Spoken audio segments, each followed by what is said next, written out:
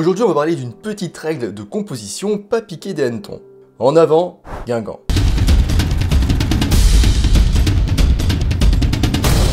Je vous rappelle qu'en description, vous pouvez retrouver une information gratuite sur les bases de la photo. Alors, qu'est-ce que le lead room en photographie? Le lead room, du coup, c'est un terme anglais. En gros, en français, on pourrait traduire ça par l'espace négatif. Et cet espace négatif, il est souvent positionné devant le sujet et un peu plus rarement, parfois, derrière le sujet. On va voir ça après. Ce principe, il est souvent utilisé dans les peintures et aussi dans les films. Si vous observez bien dans les films, souvent si le personnage regarde à droite, il va être positionné à gauche du cadre. De cette façon, il y a un espace négatif sur le côté droit du cadre. Dans le cas d'objets en mouvement, cet espace négatif il est positionné devant l'objet dans le prolongement de son mouvement. Alors pourquoi l'espace négatif est-il si important? Alors c'est bien d'avoir cette petite règle de composition en tête, mais c'est pas forcément obligatoire ou à mettre sur chaque photo. Mais c'est quand même important dans le sens où la gestion de cet espace négatif, il va impacter un petit peu la sensation qu'on a quand on regarde votre photo. L'espace négatif peut ajouter de la tension et rendre une scène inconfortable. Lorsque vous ne laissez pas assez d'espace pour le sujet, donc vous ne laissez pas respirer, vous créez une frustration chez le spectateur.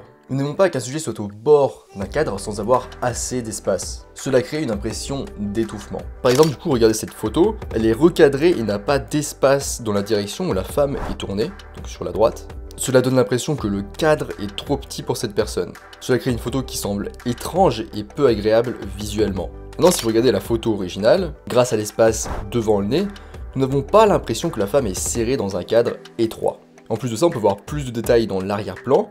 La photo du coup a plus de contexte et est plus intéressante. Et du coup l'attention du spectateur est retenue un peu plus longtemps et l'engage un peu plus dans la scène.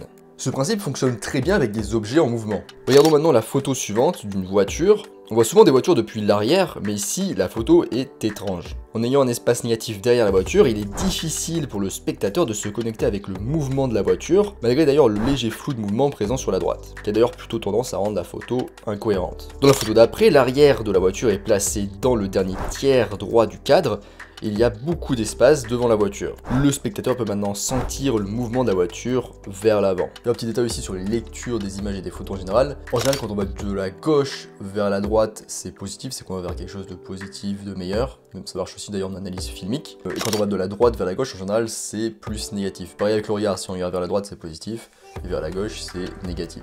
Dans la photo suivante, on voit un grimpeur partir. Et en raison de la visibilité limitée sur la droite, on ne sait pas ce qui se trouve devant le grimpeur. Cela nuit un petit peu à la narration ou peut rendre anxieux ou inquiété.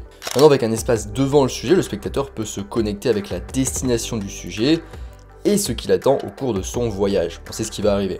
Alors comment appliquer le principe de l'espace négatif à vos photos? Alors c'est pas une règle mais plutôt une ligne directrice pour une bonne composition. Assurez-vous déjà que l'espace devant la personne est toujours plus grand que l'espace qui est derrière cette personne. Et aussi que l'espace soit bien négatif, dans le sens où il n'y aura pas des choses qui vont attirer l'attention plus que le sujet par exemple dans cet espace, dans cette zone. En général l'espace négatif c'est-à-dire qu'il n'y a vraiment rien ou que c'est qu'une texture, qu'une matière. Vous pouvez appliquer ce principe aux objets vivants tels que les humains ou les animaux, ou aussi aux objets en mouvement comme les motos ou les voitures. Entraînez-vous en l'utilisant souvent, notamment dans vos photos de portrait. Même si vous décidez par la suite par exemple de recadrer, au moins faites-le à la prise de vue.